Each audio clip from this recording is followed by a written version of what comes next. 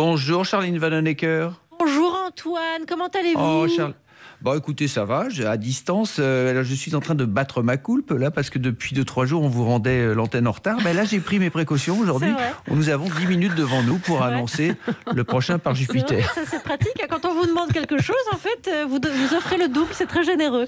Ah ben je suis comme ça moi, oui. Vous en voulez un peu plus? Je vous le laisse quand même. Écoutez, on va profiter, comme ça je peux annoncer mon invitée qui s'appelle Mathilde Larère, qui est historienne. Elle parle de l'histoire des luttes féministes dans un ouvrage qui s'appelle Rage Against the Machisme. Oui, je me suis entraînée à le dire. Donc on parlera aussi de la rentrée universitaire qui est légèrement pas normale, on va dire. Des tags dans les rues, du message politique. Je pense qu'on va faire la révolution. À 18h, préparez-vous. Et sinon, vous allez bien, Charline? Oui, très très bien, mais je préfère quand vous êtes là, Antoine. Ah, on me fait un grand signe, ça y est, nous y sommes. Je vous embrasse. Et bonne émission.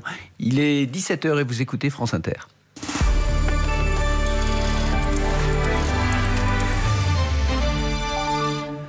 Les infos, Laetitia Gaillet. Où est Sophie Petronin? En sécurité ou otage d'un groupe armé? Rarement on aura été aussi prudent sur le cas de cette humanitaire française retenue en otage au Mali depuis 2016.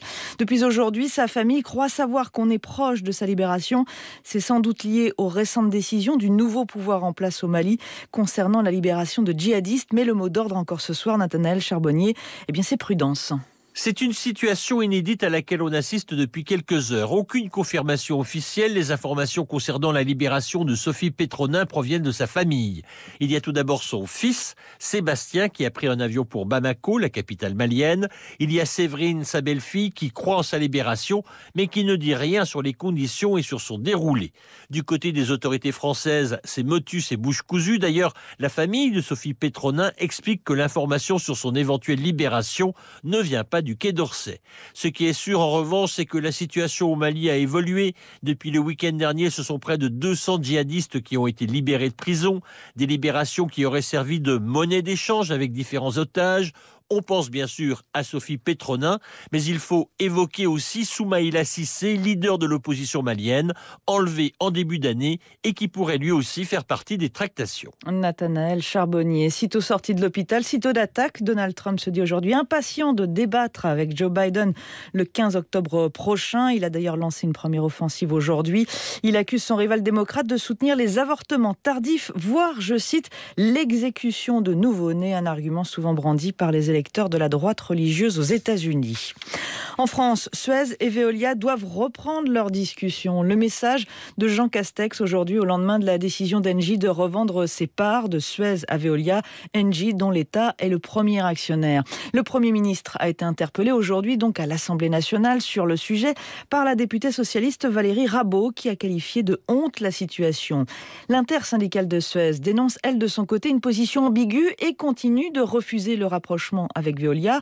Illustration en Nouvelle-Aquitaine où Suez emploie 3500 personnes, des emplois qui sont menacés par le rapprochement alors que la concurrence est plus saine. C'est l'avis de Cyril Savchenko-Belski de la CFE-CGC, joint par nos confrères de France Bleu Gironde. Qu'il s'agisse de l'usager, qu'il s'agisse de la municipalité, il nous semble que l'important, c'est qu'il y ait le maximum de concurrents pour avoir fatalement le meilleur prix. Pour nous, c'est même un outil de stimulation d'être en compétition avec les autres. Moins vous avez de prestataires face à vous, moins vous aurez de prix attractifs finalement. 3500 salariés Suez en Nouvelle-Aquitaine. Il y a une menace qui pèse pour l'ensemble de ces salariés aujourd'hui. C'est obligatoire. Quoi qu'en dise le PDG de Veolia, nous sommes sur les mêmes métiers. Et nous allons nous retrouver avec un siège social Veolia en face d'un siège social Suez. Il y a obligatoirement des suppressions d'emplois quand on fait une fusion. D'ailleurs, les propos viennent même du PDG de Veolia qui attend simplement de la fusion 500 millions d'euros d'économie. Il faut faire une règle de 3 pour la Gironde, mais la simple fusion, 500 millions d'euros. Chez 3A, le sous-traitant aéronautique, on a manifesté aujourd'hui en France contre la suppression de 600 postes. Certes, c'est moins que les 700 annoncés en juillet, mais ça reste pour les syndicats insuffisant. Emmanuel Macron se rendra mercredi dans les Alpes-Maritimes pour affirmer la mobilisation de l'État depuis le passage de la tempête Alex. 4 personnes sont mortes, une vingtaine d'autres sont toujours portées disparues ou supposées disparues. Et 4 communes sont toujours, elles, coupées du monde. Plus de 800 personnes ont été mises en sécurité depuis ce week-end Par ailleurs, ce sont les corps du cimetière de Saint-Dalmas à Tende, dans l'arrière-pays niçois, qui ont été emportés par les crues. 150 cercueils au total. Un autre cimetière a été ravagé par les crues, celui de Saint-Martin-Vésubie. Mercredi, le gouvernement devrait aussi annoncer la liste des communes placées en état de catastrophe naturelle. C'est une information du Monde. Une greffière a porté plainte le mois dernier pour harcèlement moral et sexuel visé un ancien vice-procureur du parquet national financier. Les faits remontent à l'an dernier. Le parquet de Paris a demandé le dépaysement de l'affaire. Nicolas Sarkozy, lui, est dans le bureau des juges. Aujourd'hui, l'ancien chef de l'État est entendu dans le cadre de l'enquête sur des soupçons de financement libyen de sa campagne présidentielle de 2007. Il fait déjà l'objet d'une mise en examen dans ce dossier pour notamment corruption passive et recel de détournement de fonds publics. Il se passe des choses aussi à Roland-Garros. Le parquet de Paris a ouvert une enquête sur un match de double féminin du tournoi. Il pourrait avoir fait l'objet de paris suspects. On en reparle tout à l'heure dans le journal de 18h. Nous, on va sur le terrain, car pour la première fois de l'histoire du tournoi, une joueuse issue des qualifications CUC jusqu'en demi-finale. Mais avant de parler de cette jeune femme, eh bien, on va s'intéresser au match Dominic Thiem contre l'Argentin Diego Schwartzmann. Bonsoir Fanny Lechevestrier. On a Dominic Thiem qui est plutôt en difficulté là. Ah oui, en grosse difficulté, même depuis le début de la rencontre. Il semble pas vraiment dans son assiette. Et puis en face, eh bien, vous avez un Argentin, Diego Schwartzmann, qui a d'ailleurs battu il y a quelques semaines, ça vous place un petit peu le bonhomme, Rafael Nadal, au tournoi de Rome. Il joue son jeu et il fait jouer totalement Dominic Thiem. Résultat, eh bien, il a remporté la première manche 7-6 et là, 3 jeux partout dans le second set. Et Dominic Thiem qui semble vraiment en souffrance. Et peut-être que ça va être, Laetitia, la journée des Argentins, puisque vous nous avez parlé de la sensation du jour. Elle est signée Nadia Podoroska, une Argentine de 23 ans, comme son nom ne l'indique pas. Première participation au tableau final de Roland-Garros et première qualification tout simplement pour les demi-finales. Elle a battu pas n'importe qui, la tête de série numéro 3 du tournoi, l'Ukrainienne Elina Svitolina, 6-2, 6-4, et elle entre d'ores et déjà dans l'histoire du tournoi de Roland-Garros, puisque c'est la première joueuse issue des qualifications dans l'histoire du tournoi à atteindre le dernier carré. Ça va être vraiment la fête en Argentine. C'est la première fois depuis 16 ans qu'une joueuse argentine atteint le dernier carré. Merci Fanny Lechevestrier en direct de Roland-Garros, 17h06 sur Inter. Aujourd'hui sur France Inter, les aidants sont dans le téléphone sonne. Le 18-20, Fabienne Synthèse. Enfin, le congé proche aidant est officiellement indemnisé, mais est-ce que ça suffit à vous donner un vrai répit, vous qui soutenez un proche dépendant et qui êtes sorti du confinement souvent épuisé? 01 45 24 7000 et l'actu du monde, c'est dès 18h, aujourd'hui dans les pays les plus disciplinés face au Covid. Le 18-20, 2 heures d'infos internationales et interactives. À tout à l'heure sur France Inter. BMW. Partir en rendez-vous, filer en réunion, aller faire les courses, voir ses amis. Pour les sportifs du quotidien, il y a la BMW Série 1 édition sport. Jantes 17 pouces, projecteur LED, siège sport. La BMW Série 1 est une et unique, comme vous. Découvrez-la aux journées portes ouvertes, dès 295 € par mois, entretien inclus. Exemple pour une BMW 1.16i édition sport avec majoration du premier loyer de 2 600 € à LLD 36 mois 30 000 km jusqu'au 31 décembre dans les concessions participantes. Détails sur bmw.fr. Par Jupiter sur France Inter, c'est maintenant. Ouais, ambiance. C'est vrai, c'est ça. D'habitude, vous faites ça le lundi, d'habitude. Oui. Alors, je suis étonnée, c'est pour ça. Non, mais je monte en puissance. Et on a de la chance que Jupiter rime avec super, sinon... c'est pas mal. C'est bien, je pense que vous êtes bien entre... Ouais. Avec Vénère aussi. Très bien. Avec Vénère, merci, vous avez tout donné aujourd'hui, Laetitia Gaillet, je comprends, vous êtes fatiguée, je comprends. Allez, merci. Bon courage. On se retrouve demain. Allez. À demain.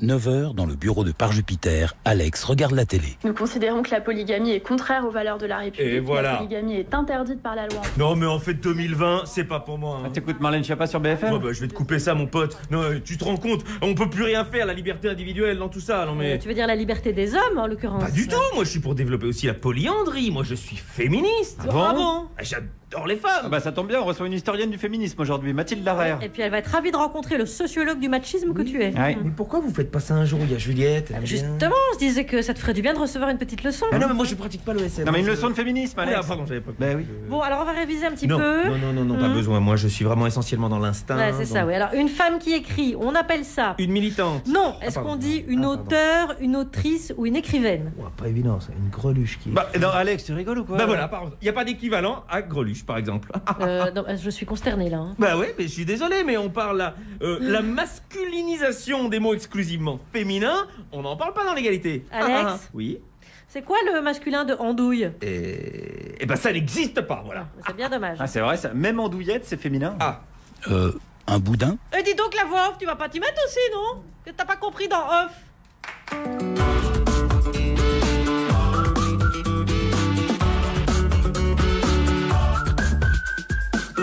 Bonjour la France Inter et bienvenue dans le Grenelle de la rigolade. dont voici la devise.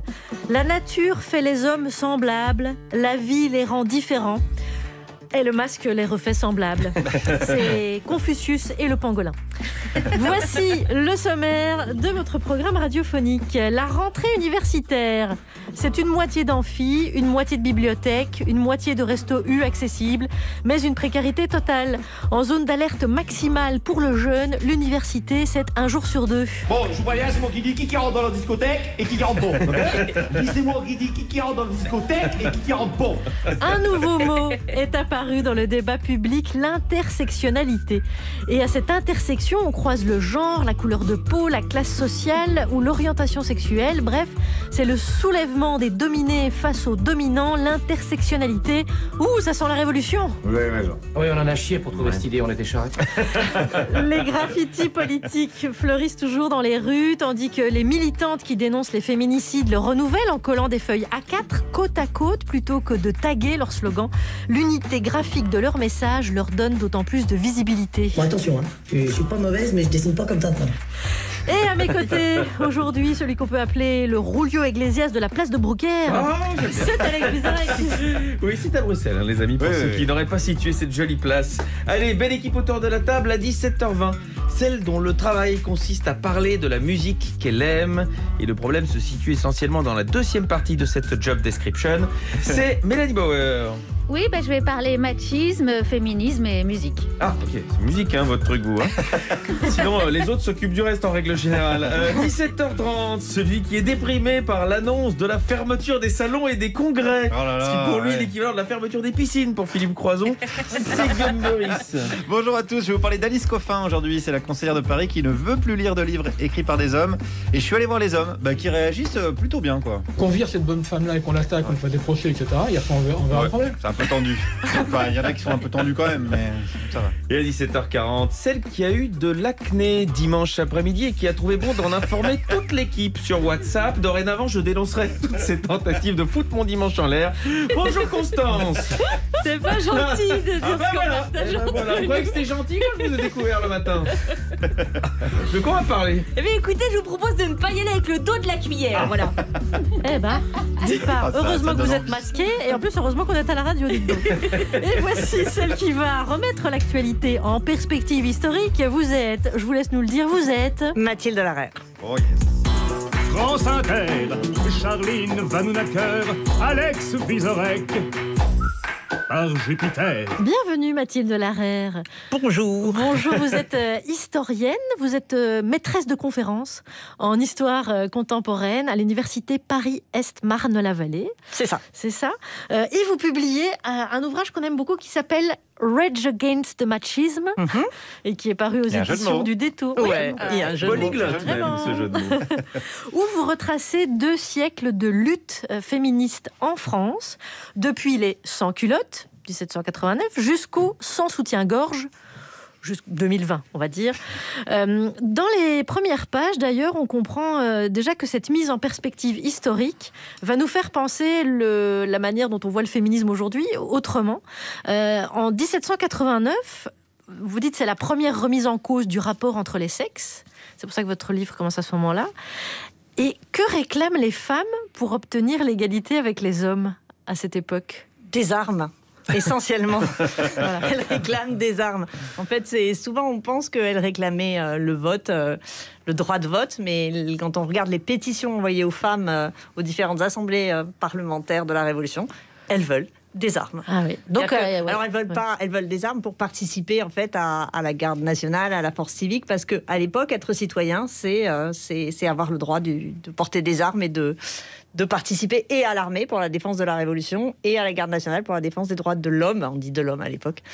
Donc c'est ça qu'elles veulent. Ah oui, parce que elles veulent l'égalité. Ouais, bien sûr. Parce que là, on pourrait se dire, ok, donc à l'époque, les femmes, elles étaient aussi contre les hommes, parce qu'elles voulaient une arme, parce que les hommes avaient une arme. Ah non, elles veulent être citoyennes. Citoyennes comme les hommes. Cela dit, elles continuent.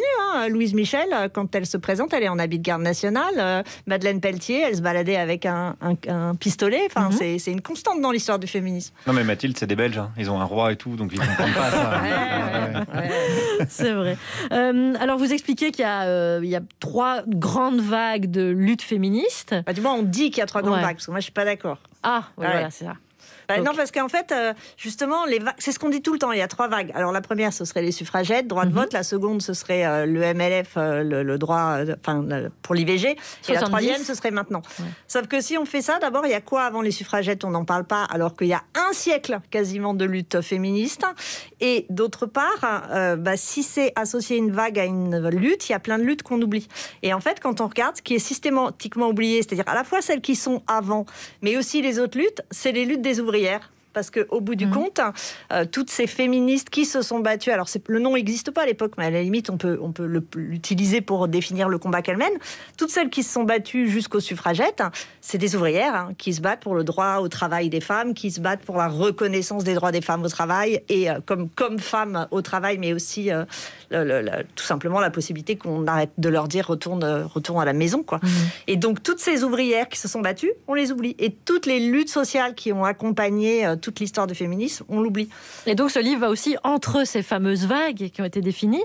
Vous montrez aussi que certaines revendications actuelles, mais qui nous paraissent extrêmement modernes, ne datent pas du tout d'hier. Et par exemple, l'écriture inclusive.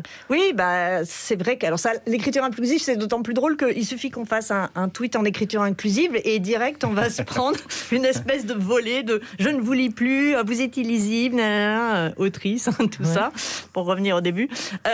Donc c'est vraiment ça cristallise des oppositions. Or, en fait, quand on regarde, par exemple, Hubertine Auclair, elle a un super texte. Alors, elle défend pas... Ça dépend aussi de ce qu'on appelle l'écriture inclusive. Le point médian, c'est pas quelque chose qui existe... ça, c'est récent. Mais féminiser ou démasculiniser une grammaire qui a été masculinisée par l'Académie française, c'est demandé par les suffragettes, donc par Hubertine Auclair, dans un texte magnifique, où elle dit, en fait, tant qu'on écrira comme ça, ça ne fera que rentrer dans les mœurs et dans les esprits la domination masculine. Mais on a même des textes de la Révolution française qui le réclament. Et en 1848, il y a des femmes qui inventent, alors c'est pas un point médian, mais comme elles en avaient marre qu'on écrive le peuple souverain, alors qu'en fait c'était seulement les hommes qui avaient le droit de voter, elles rajoutaient un grand S majuscule à la fin de souverain, qui était une façon, comme on fait maintenant, quand on rajoute un E majuscule ou un point médian E, finalement il s'agissait de transformer dans l'écriture pour signifier le fait que les femmes devaient être présentes. Et alors ce livre, il est très accessible, avec même pour les aussi, hommes, je dirais.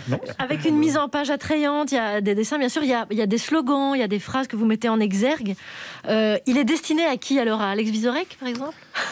Si, on part de zéro. Hein, donc Non, mais de fait, il est destiné à des gens qui partent de zéro. Moi, de toute façon, un des trucs que j'aime faire, c'est de la vulgarisation historique et scientifique. Donc, je pars évidemment de travaux scientifiques, mais je fais tout un travail d'écriture, de remise en forme pour que ce soit lisible le plus largement possible. Ce qui est très intéressant, c'est que c'est sur la longueur. Et donc, quand on lit que dans la 1880, dans le Figaro, ils ont dit si on laisse voter les femmes, après on va laisser voter les bœufs, on se rend compte qu'ils étaient très idiots à l'époque. Et j'aimerais bien qu'aujourd'hui, le Figaro sont quand même... J'aimerais bien dans 200 ans, on ne lise pas mes vannes à l'aune de la bêtise. Donc voilà, ça c'est très intéressant, la remise en perspective. J'ai envie de vous poser une question qui sort un peu de ce cadre de 2 siècles en France, mais en réalité, en vous lisant et en remettant tout ça en perspective historique, je me suis posé une question, ça peut vous paraître bête, mais je me suis dit, mais alors, quand est-ce que l'homme a commencé à dominer la femme, ou quand est-ce que la femme a commencé à se laisser dominer? Alors ça, c'est la préhistoire? Ça, alors j'aurais du mal à vous répondre parce que je suis pas du tout préhistorienne, c'est le cas de le dire. Cela dit, il y a des travaux, vient de sortir un bouquin qui dit justement les hommes de la préhistoire étaient aussi des femmes. Donc là, il faudrait aller chercher. Mais oui, il y a une longue histoire. Mais c'est pas, par exemple, valait mieux être une femme au Moyen-Âge qu'une femme au XVIIIe siècle ou qu'une femme au XIXe siècle. À mon avis, l'un des pires, c'est le XIXe siècle. Ça, c'est pour les femmes. Donc vous êtes spécialiste en plus ? Ça tombe bien. Mais de fait, il est bien pourri comme siècle, parce que comme il s'ouvre avec le code civil napoléonien et que dans le genre corsetage dans tous les sens du terme, ça se pose là.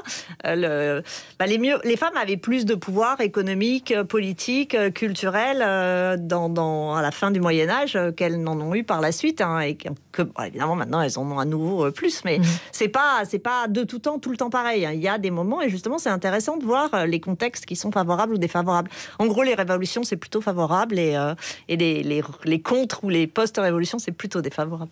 Mathilde Larère, le livre s'intitule Rage Against the Machism, sur l'histoire des luttes féministes en France sur 2 siècles. Édition du Détour. Alors c'est quoi que j'appelle? C'est la joie. C'est elle que les émois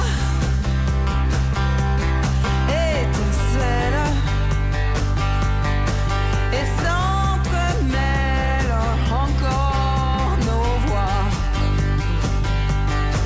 À chaque fois, je remets ça. 1, 2, 3, ça recommence. À chaque fois, je remets ça.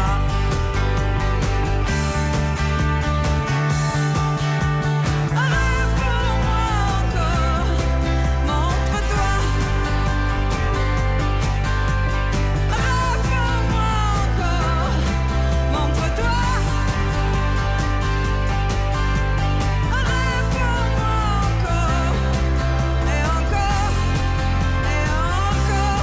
Encore une fois. Alors c'est quoi que j'appelle? C'est toi la joie. C'est bien elle que les émois étincellent et s'entremêlent encore nos voix. À chaque fois, je recommence. 1, 2, 3, ça remet ça. À chaque fois, je recommence. Réponds-moi encore, montre-toi. Réponds-moi encore, montre-toi. Réponds-moi encore, et encore, encore une fois. Alors c'est toi que j'appelle. C'est la joie. C'est elle, les émois étincellent et s'entremêlent encore nos voix. À chaque fois, je remets ça. À chaque fois, ça recommence. À chaque fois, je remets ça.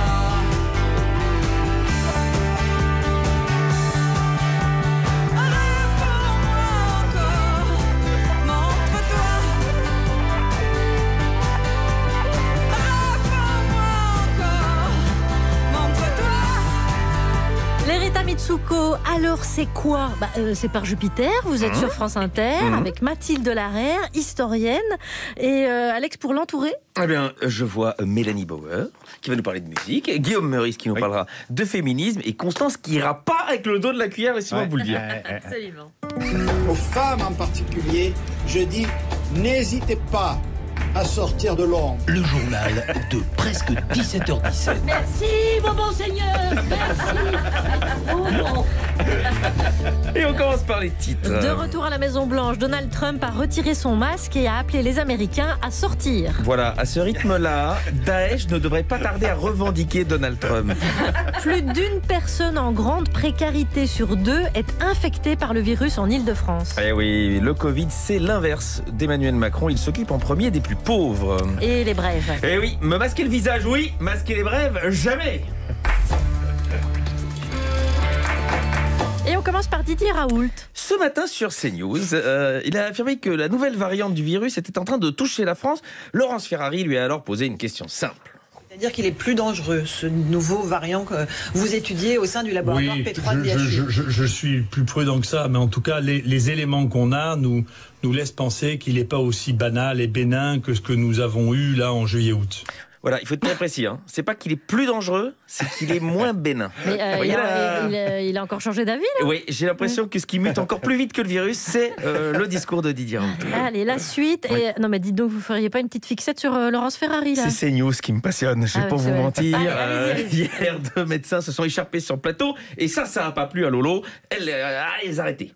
On n'est pas dans une cour de récré maintenant. Il y a des centaines de millions de Français qui n'en peuvent plus de ces dissensions entre les scientifiques, à qui on dit tout et n'importe quoi tous les jours. Centaines de millions de Français, c'est très inquiétant, Charline. La multiplication des cas de Covid, c'est rien à côté de la multiplication des cas de Français. Allez, passons à la politique. Oui. Marine Le Pen a jugé les propos d'Éric Zemmour sur les mineurs isolés excessifs, mais se demande s'ils valent des poursuites judiciaires. Oui, alors quand même, Marine Le Pen qui trouve un propos excessif, je pense que ça veut dire que oui, il faut être condamné judiciairement. International maintenant, malgré la récession, le FMI a félicité le Brésil pour ses choix économiques. Et oui, le FMI, ce serait des médecins, il féliciterait les anorexiques pour avoir choisi de faire des économies sur le budget alimentation. En France, la SNCF a ouvert aujourd'hui la vente des billets de train pour Noël. C'est super ça, voilà. Réservez bien des billets de train, mais dans l'espoir de revoir votre famille, n'oubliez pas quand même pour Noël de garder la connexion Skype, ça pourrait vous servir. Et cette nuit, à minuit, on a sifflé la fin du marché des transferts, un mercato plus calme que d'habitude en raison du contexte économique. Oui, enfin ça, on avait bien remarqué que c'était bien calme ce mercato. Comment ça, pourquoi Parce que je suis encore ici, moi. Ouais. Alors, je sais pas où est la force de frappe d'Europe 1, mais il y a un moment... déjà, vous restez ici. Oui, déjà. mais on peut pas laisser quand même le Mbappé de la blague de teuf sans une offre valable. Qu'on laisse le Olivier Giroud du micro-trottoir. Je comprends, mais bon... Calmez-vous. Allez. Oui, ça m'énerve. Culture, Michel Houellebecq sera de retour demain en librairie avec un recueil d'essais et de prises de position diverses. Voilà, c'est toujours bien. Voilà, c'est un grand... Ça fait rêver. Voilà. Non, ce qui ferait vraiment rêver, c'est pas le retour en librairie, c'est le retour chez le coiffeur et chez le dentiste de Michel d'abord. Allez, des brèves. Et des brèves dans le Finistère, 70 élèves de l'école navale ont été testés positifs au Covid. On peut donc parler d'un toucher coulé, bien sûr. C'est vraiment la dernière. Pour les enfants. Ouais. Moins pour les enfants. Grande-Bretagne, elle lance sa société de nettoyage nu à domicile pour 110 € de l'heure et ça marche fort. Dominique Strauss-Kahn porte plainte pour plagiat. Mathilde Larère a adoré cette dernière J'avais vanne. bien mis comme ça on a une belle transition sur le... Voilà. Allez, on va aborder ce premier thème avec nous que vous nous avez suggéré d'ailleurs, vous qui êtes maîtresse de conférences en histoire contemporaine à l'université Paris-Est Marne-la-Vallée. Les universités en 2020, ce serait moins le siège du savoir que des nids à cluster, paraît-il. Les mesures en zone rouge vont provoquer sans doute un décrochage quand on a accès qu'à 50% de la bibliothèque, une moitié d'amphi et 2/4 de resto U. Comment réussir ? Il n'y a même plus de job étudiant, ni même de salon étudiant. Il n'y a plus que des professeurs épuisés, en fait. Voilà. Sur les bancs de l'amphi, j'écris ton nom, précarité. Parfois même déjà depuis les lycées, il y a des problèmes. Où en est l'enseignement depuis la grève des lycéens et les promesses gouvernementales ? FR3 Île-de-France est allé au lycée Henri Bergson à Lilian dans l'Yonne. Il subsiste toujours des problèmes, mais on se serre les coudes. C'est ainsi que M. Franck Bardu, professeur d'éducation physique, a décidé de prendre en attendant la place du professeur de philosophie, toujours vacante. Voilà, je suis là parce que votre professeur de philo n'a toujours pas été remplacé. Donc c'est moi qui, en attendant, vais assurer les cours. Ok ? Bon, qu'est-ce que vous étudiez là dernièrement ? Oui ? Épicure et la luxure. Épicure et la luxure. Ouais, écoutez, pour la luxure, un simple bandage suffit. Il n'y a pas besoin de... Voilà. D'autres questions ?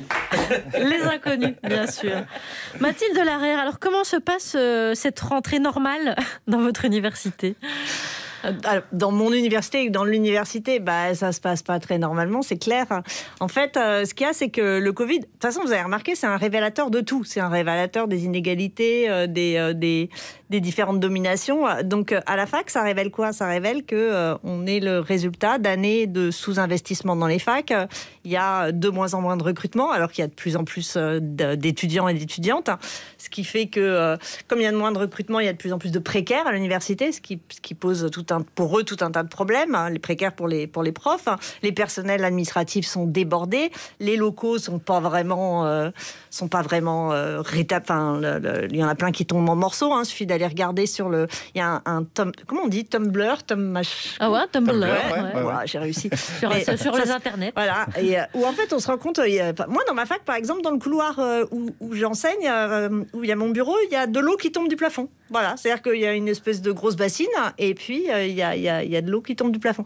Il y a des facs où il y a pas d'eau, pas de PQ, pas rien, pas de savon. Et alors là, il y a une aggravation ou comment ça se passe? Il n'y a pas forcément une aggravation, mais ce qu'il y a, c'est que quand on n'a pas de moyens, là ils disent voilà, faut diviser les amphis et les TD par 2. Ah, ils sont sympas, mais c'est qui fait les cours de ce qui est divisé par 2? Il n'y a pas le personnel pour faire les cours. Ils auraient pu embaucher des gens, faire des postes, créer des postes. Et là, vous devez faire cours 2 fois, comme dans les spectacles, quand Alex Vizorek et Guillaume Meurice doivent jouer 2 fois sur scène. Alors, certains peuvent faire cours 2 fois. Par exemple, moi, je suis titulaire, donc je peux faire cours 2 fois parce que l'heure que je vais faire en plus, si je double mon cours, il sera payé. Mais un précaire qui a un contrat de 192 heures, quand il a dépassé 192 heures, si on lui demande de le doubler, son heure, elle n'est pas payée. Donc, évidemment qu'il ne va pas la faire. Il ne va pas faire une heure gratos. C'est dégueulasse. Donc, comme il y a de plus en plus de précaires à l'université, c'est pas possible. Puis de toute façon, on n'a pas les salles. Moi, par exemple, j'ai un amphi, il faut que je le dédouble. Mais il n'y a pas d'amphi. En fait, nos amphis, ils sont pleins tout le temps. Il n'y en a que 4 dans la fac. Donc, on peut faire l'amphi, mais je ne vais pas le faire dehors sous la pluie. Donc, ou alors le dimanche, je suis sûre que ça marcherait à fond, quoi. C'est 2 fois et demi le salaire, du coup. Mais en fait, ce qu'il y a, c'est que, je veux dire, on découvre pas qu'il y a ça. On découvre pas que les facs sont pleines à craquer. Ça fait super longtemps qu'on est coincé dans les amphis. Et là, on découvre. Donc, hop, faut tout diviser. Heureusement, on avait préparé, les équipes, on avait bossé avant. Mais on a l'impression que la ministre, elle a passé son temps à nous passer en force une loi qu'on voulait pas, la LPPR, la loi de programmation pluriannuelle de la recherche, où il y a eu une grosse opposition des profs. Mais non, c'était ça qui était préoccupant. Et maintenant, on se réveille et ça alors, c'est des clusters. Bah oui, en fait. Ouais. Donc c'est très mal barré, c'est ça que vous dites. C'est mal barré. Ouais, non, puis on est crevé, on est en colère, on est inquiet. Pour terminer sur ce sujet, cette génération qui a 20 ans et qui est à l'université aujourd'hui, qui est là, qui a soif de savoir, comment est-ce qu'elle réagit et est-ce qu'elle s'accroche? Oui, elle s'accroche évidemment parce que la plupart justement, ils ont soif de savoir, ils ont envie. Moi, j'ai un fils qui est scolarisé, qui est à la fac. Il était super content de reprendre les cours. Il est pas très content quand les cours ils sautent. Faut pas, c'est pas des bandes de glandus les étudiants. Hein. Ils ont envie de bosser, ils ont envie d'apprendre. Donc, puis ils savent pas trop quand ils y vont, quand ils y vont pas. Ils sont un peu paumés. Et en plus, les bars sont fermés, donc ils pourraient être couchés à 22h. Plus étudier encore plus. C'est vraiment mal foutu. Non, c'est dur parce qu'on n'a pas forcément les moyens techniques pour faire la fameuse continuité pédagogique. Les fameuses vidéos, etc. C'est pas si efficace. C'est galère, vraiment. C'est galère. Mais en fait, c'est galère pas à cause du Covid. C'est galère parce que ça fait des années qu'on n'investit pas dans l'enseignement supérieur à l'archec et qu'on traite vraiment comme de façon scandaleuse, quoi. Alors on va passer à la musique dans ces cas-là parce que parce que là ça a un peu plombé l'ambiance. Non, pas du tout. On est chaud pour faire la révolution du coup. Alors plomber pas du tout. J'ai un truc pour vous. Debout, debout, debout, à ces vies humiliées, les femmes, à jeter vendu violet. Dans toutes les maisons, les femmes. Ça plombe. Oui, mais après, c'est plus. Ah oui, d'accord. Pour aller jusqu'à la fin. Le fameux hymne des femmes, une chanson créée en mars 1971 par les militantes féministes à Paris. Alors, je suis en train de m'étouffer avec le masque.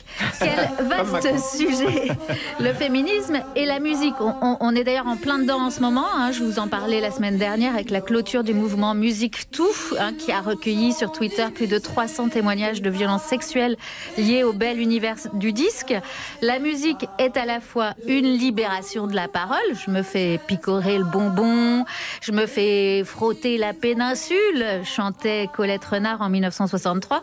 Une libération du corps qui se doit d'être entendue, comme l'a prouvé la polémique Beyoncé, sexy en diable et féministe. Mais la musique est aussi malheureusement un bon vieux terrain de jeu pour le sexisme ordinaire. Vous savez, celui qui a inventé la groupie. Après une longue route sous la pluie que l'on redoute quand les filles nous écoutent, c'est bon de choisir une minette dans sa fille sa vedette. Tiens, un jour on m'avait dit que vous passeriez ça. C'est bon de serrer dans ses bras une groupie. Donc Michel Delpech, les groupies, c'est le degré zéro du respect de la femme. On veut devenir une vedette pour serrer dans ses bras des minettes. Il y a du degré -1, -2 encore. Hein. Oui, à vous. Ouais, non, mais non, moi c'est du coup 0, mais... Bien joué, Mélanie. Si ça c'est 0, alors si. Taisez-vous. Intimidé par les paillettes. Moi, je recommence ma phrase parce que les gens ne comprennent rien depuis le début. Donc c'est le degré zéro du respect de la femme. On veut devenir une vedette pour serrer dans ses bras des minettes, intimidé par les paillettes, et puis on les méprise d'avoir été aussi bête. J'avais d'ailleurs été assez choquée en tombant un jour par hasard sur cette interview de Jacques Brel en 1964 par Denise Glaser. Il y a beaucoup de vedettes masculines qui, et je crois que c'est une certaine habitude du métier, qui vivent d'une certaine manière entre hommes. Il y a les femmes charmantes. Cui. Quel plaisir de vous voir. Exactement. Hein? Et puis, il y a les compagnons de travail. Et c'est ça qui est plus important que tout. Oui, je crois que ça n'existe pas uniquement chez les gars qui font un métier un petit peu anormal comme nous. C'est assez frappant quand même. Oui, mais fatalement, écoutez, on est tout le temps en balade, toute l'année. On se promène toute l'année. Et on se promène avec des hommes. Ce serait impensable de se promener toute l'année avec des femmes. Ce serait effroyable. Et oui, ce serait effroyable de partir en balade avec les femmes, dit Jacques Brel.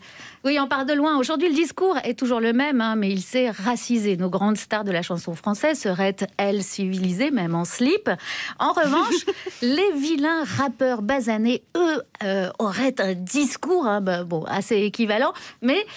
eux ne respecteraient pas les femmes. Ça fait doucement rigoler. Heureusement, la résistance se poursuit. J'éprouve par exemple une tendresse particulière pour la jeune DJ et chanteuse genevoise Mara, qui cartonnait l'année dernière avec ce magnifique morceau de libération de la parole. Tu parles trop. Foufoune dans ta bouche. Sous le bureau. Foufoune dans ta bouche. T'es accro. Dans ta bouche, je fais tarot.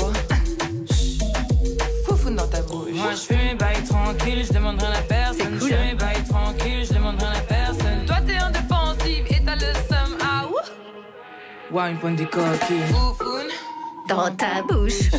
Et oui, c'était un slogan dans... Je l'ai vu ce slogan Foufoune dans ta bouche dans la manifestation du 7 mars dernier. Oui. La dernière manifestation avant qu'on soit confinés. Et c'était un des slogans. Et oui, parfois pour faire la révolution, il ne faut pas hésiter à tirer la langue. Et puis, il faut être optimiste aussi.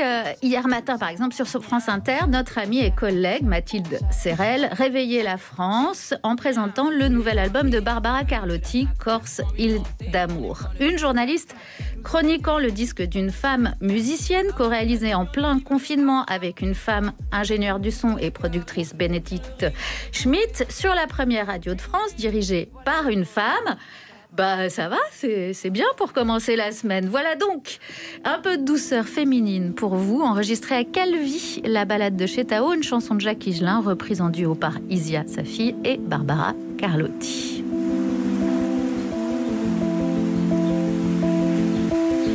Le jour va bientôt se lever sur la baie de Calvi. La la la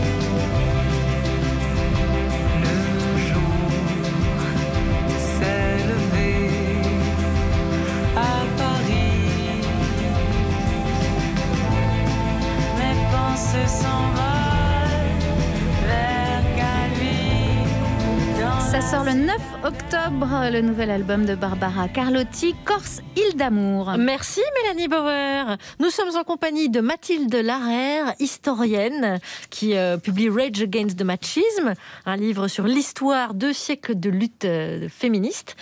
Et Guillaume Meurice, je pense que c'est un sujet connexe auquel vous vous attaquez. C'est ça, ouais, je vais vous parler d'un sujet grave. Un sujet grave aujourd'hui, le péril féministe, on appelle ça. Alors je sais que notre invité est une collabo de la pire espèce, on l'a bien entendu. Des propos qui rappellent les heures les plus sombres des chroniques de Mélanie Bauer d'il y a 5 minutes. Je sais aussi qu'Alex, vous êtes un résistant. Alex, ça fait un moment que vous l'avez vu venir, ce péril féministe. Vous êtes l'avant-garde éclairée du patriarcat. Vous luttez de toutes vos forces avec vos petites blagues de tub, mais ça ne suffit pas.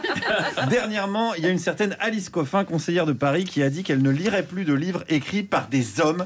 Et ça a été la goutte d'eau qui a fait déborder le scrotum. Elle ne lira que des livres de bonnes femmes, comme celui de notre invité qui en plus parle que de bonnes femmes. Vous avez déclaré la guerre aux hommes qui sont bien décidés à se défendre couilles et ongles. Je le sais, j'en ai rencontré plein ce matin, même s'il y a toujours évidemment du respect par rapport aux femmes. Moi je dis, bon, il faut quand même avoir du respect, mais enfin je dis quand même, il y a des fois des petites provocations aussi, vous voyez. Des fois, il y a quand même des tenues, vous voyez, ça peut exciter, quoi. Quel genre de tenue, alors ? Des fois, vous avez des femmes qui ont des jupes un petit peu courtes. Si vous montez dans le métro, ça peut monter à la tête aussi. Mais est-ce qu'il faudrait plutôt éduquer les hommes ou habiller autrement les femmes ? Non, c'est un tout, quoi. Je sais pas, c'est un petit tout. C'est un petit tout, c'est un tout de 12, hein, comme on dit. Voilà, c'est vrai que les fringues trop courtes, ça peut faire tourner les têtes, il l'a dit le monsieur. Donc, il faudrait peut-être en causer aussi dans le bouquin, ça, Madame Larère, la Louise Michel avec son crop top. Il faut peut-être en causer de ça. On n'en cause jamais de ça. Parce que les hommes, ils flippent, ils sont comme ça. Hein. Non, je suis pas féministe du tout. De toute façon, être féministe pour un homme, ça veut dire quoi ? Non, mais j'aime bien les femmes. Les femmes qui sont vraiment des femmes, pas des hystériques. Ah, voilà. Ils sont des femmes. Parce que j'ai l'impression que dans le bouquin de Madame Larère, là, il y a une bonne brouette d'hystéro, là. C'est un truc de meuf. Regardez le plateau de Pascal Praud, quand il y a des hommes, c'est calme, c'est pondéré. Et dès qu'il y a des meufs, hop, ça part en sucette. Hein, voilà, pas comme Alice Coffin, qui elle veut carrément plus lire les livres écrits par des mecs. Ça, c'est quand même incroyable, quoi. Elle veut plus voir les hommes. C'est absurde. Et je pense qu'on devrait l'acheter aux égouts. Ah oui, à ce point-là ? Oui, absolument. Elle ne mérite pas plus. Est-ce que c'est pas un peu violent, ça ? Non. Écoutez, il faut arrêter de jouer. Oui, il faut arrêter de jouer, parce qu'après, les hommes, ils ont envie de jeter les femmes aux égouts. Et ça, c'est quand même pas très sympa. Ne le faites pas chez vous. Personne n'a envie de se retrouver dans les égouts ou dans le Figaro, qui est à peu près la même chose. Alors, qu'est-ce qu'il faudrait faire ? Pour laisser faire la nature. C'est pas parce que vous allez mettre des quotas de filles et de femmes, des quotas d'homosexuels, des quotas de rouge, de bleu, de vert, de noir. C'est quoi ça ? Laissons faire les choses. Mais là, est-ce qu'il n'y a pas des discriminations quand même qui touchent plus les femmes que les hommes ? C'est n'importe quoi. C'est n'importe quoi. C'est un truc de bonne femme. Faut laisser faire la nature. La nature, elle a voulu que vous soyez moins payés. C'est la nature qui fixe les salaires. C'est comme ça.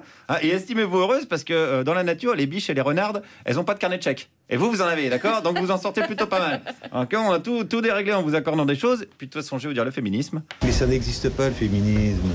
Pas bon, c'est encore un truc inventé. On en fait un enjeu politique aujourd'hui. C'est comme l'écologie.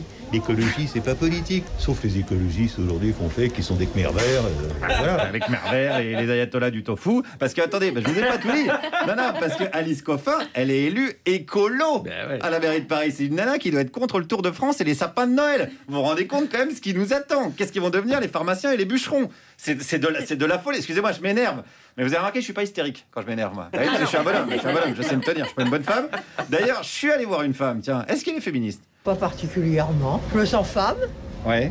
Non, la femme, qu'elle reste à sa place de femme. C'est quoi sa place de femme alors ? De s'occuper de son charme et de séduire, n'est-ce pas ? Ah oui, vous trouvez, oui. Faut séduire son mari ou son amant ou ça... Ça, c'est le rôle de la femme. Oui. Voilà. Écoutez, c'est quand même pas compliqué. Il y a même pas besoin de CAP. Vous devriez quand même y arriver. Pas avec des jupes trop courtes. Attention, parce que sinon, ça fait tourner les têtes, je vous le rappelle.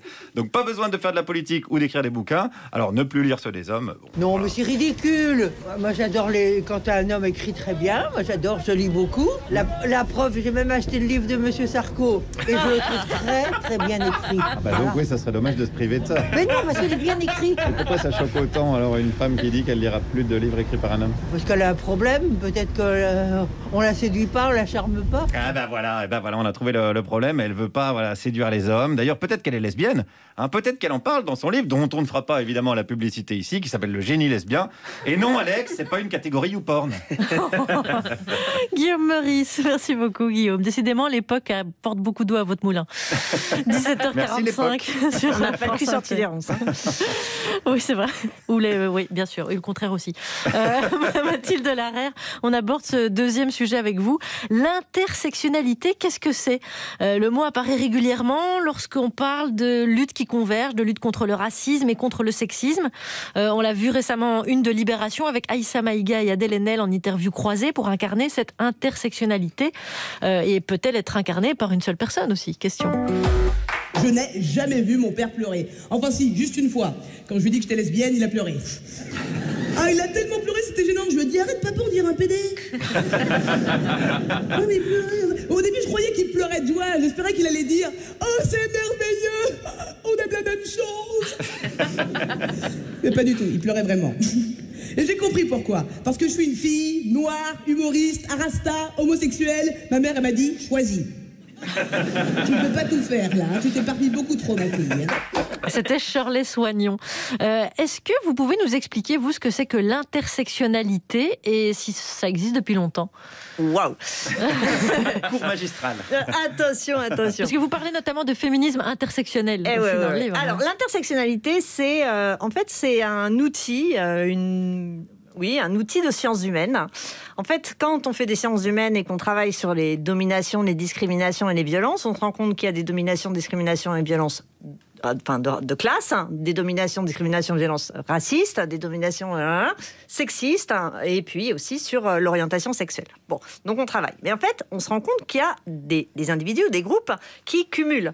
Une femme de ménage noire, elle cumule des dominations masculines, des dominations racistes, des dominations de classe.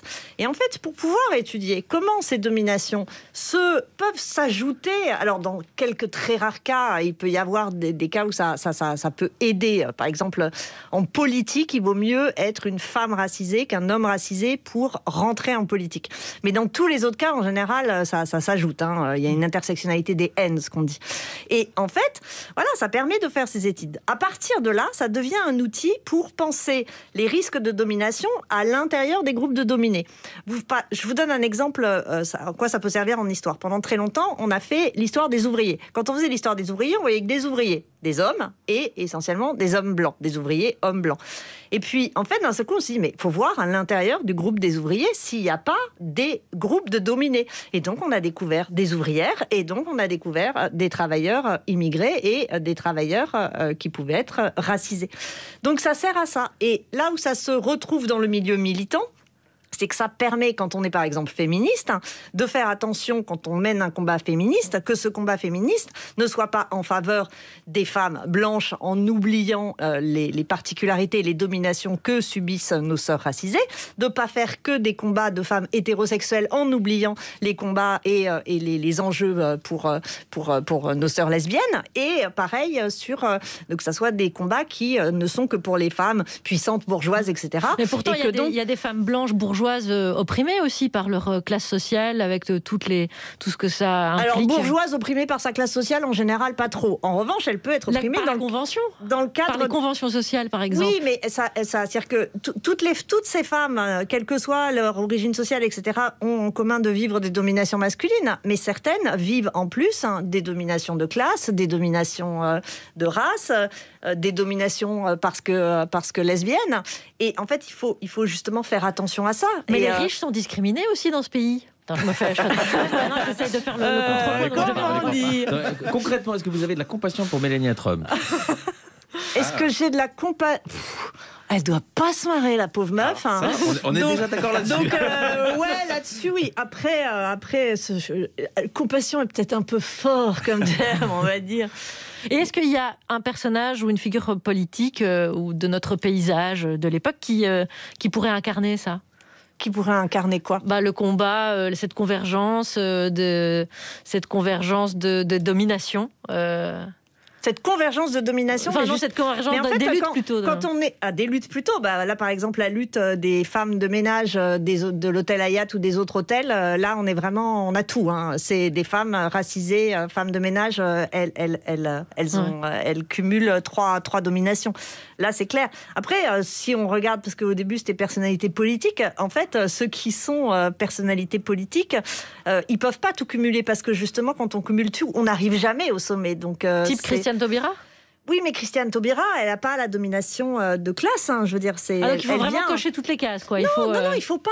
C'est juste quand on les coche toutes, on se retrouve pas au sommet. Ouais. Et en fait, quand on s'en rend compte, là, il y a quelques, alors évidemment, il y en a beaucoup moins, mais des personnalités, femmes et racisées qui arrivent à être plutôt, qui montent. Et c'est dur, hein, le plafond de verre, il est dans le genre solide, il est béton, hein. Mais en général, c'est des classes sociales supérieures. C'est très difficile quand on les cumule tous, là, ça devient absolument invivable. Ouais. Et on a besoin de faire attention à ça. On comprend un peu mieux maintenant l'intersectionnalité. On va pouvoir en parler plusieurs fois comme ça. Hein. On a des bonnes bases. Là, c'est par ailleurs, c'est une insulte. Ouais. Hein. C'est le grand truc parce que on peut le dire de façon positive. Vous êtes une féministe intersectionnelle. Moi, c'est ce que je dis et j'essaie d'y faire très attention. Mais en général, c'est un truc qui est renvoyé. Ah là là, t'es jamais qu'une féministe intersectionnelle. Espèce d'intersectionnelle.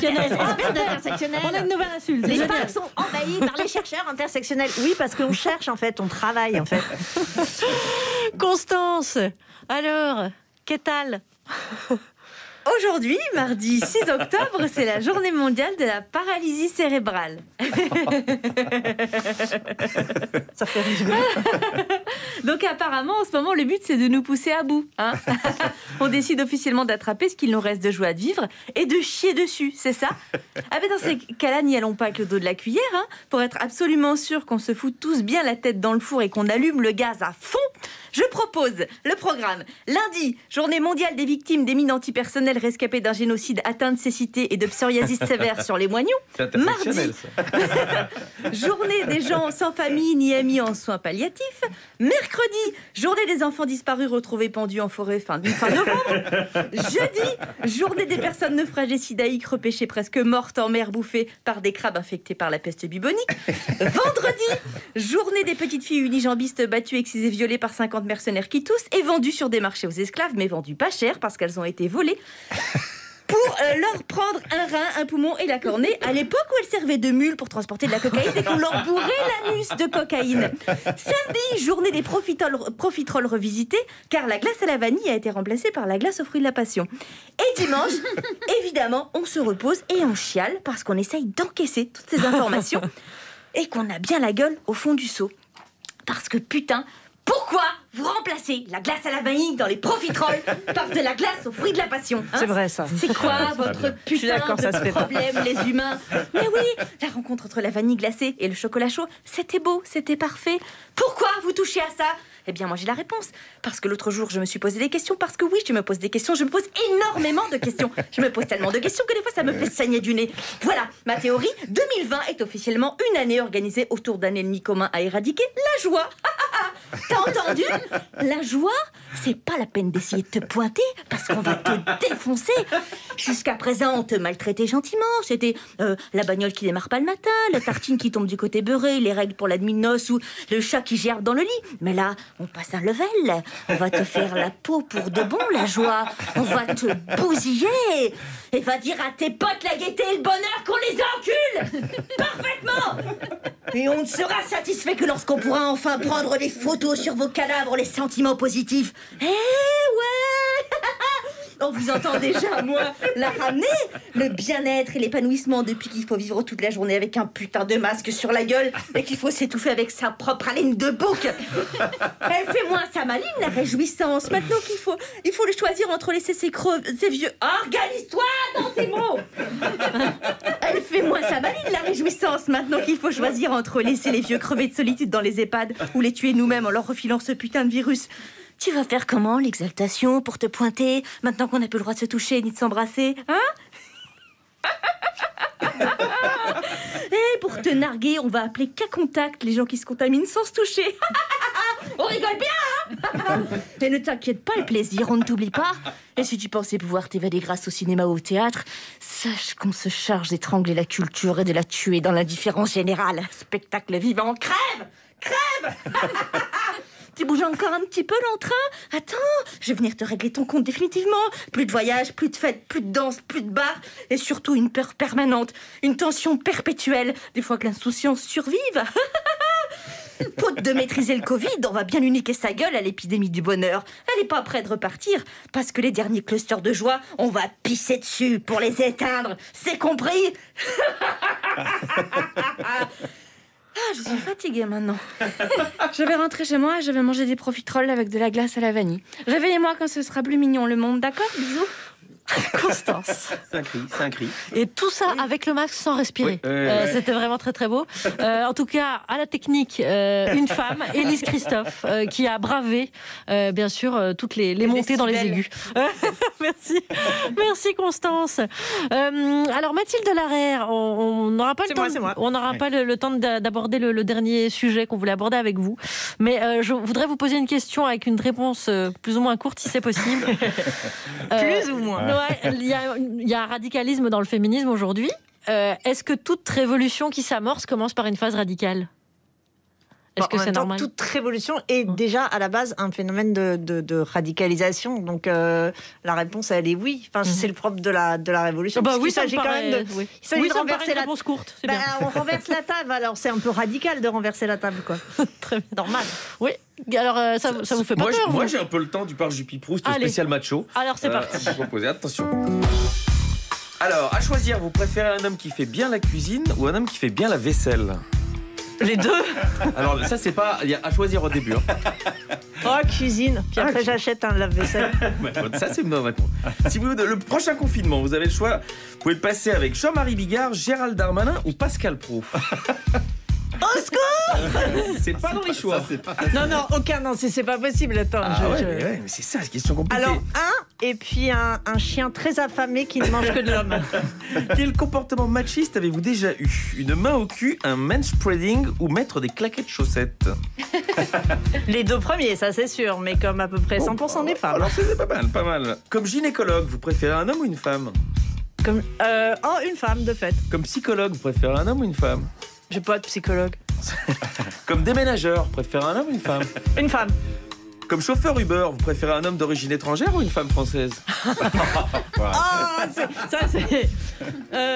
Je prends pas des Uber. Oh là là, en même temps, c'est vrai, je ne prends jamais de Uber. C'est le principe.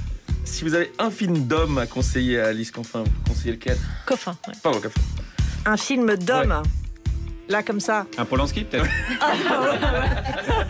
Oh putain. Un film d'homme. Je sais pas, moi, justement, il y a une rétrospective d'une réalisatrice femme qu'on connaît très peu, Ida Lupino. Franchement. Oui, mais ça, non, mais c'est con. C'est un bon conseil culturel, mais c'est pas la question. Avec tous les films. Merci, Alex Vizorek.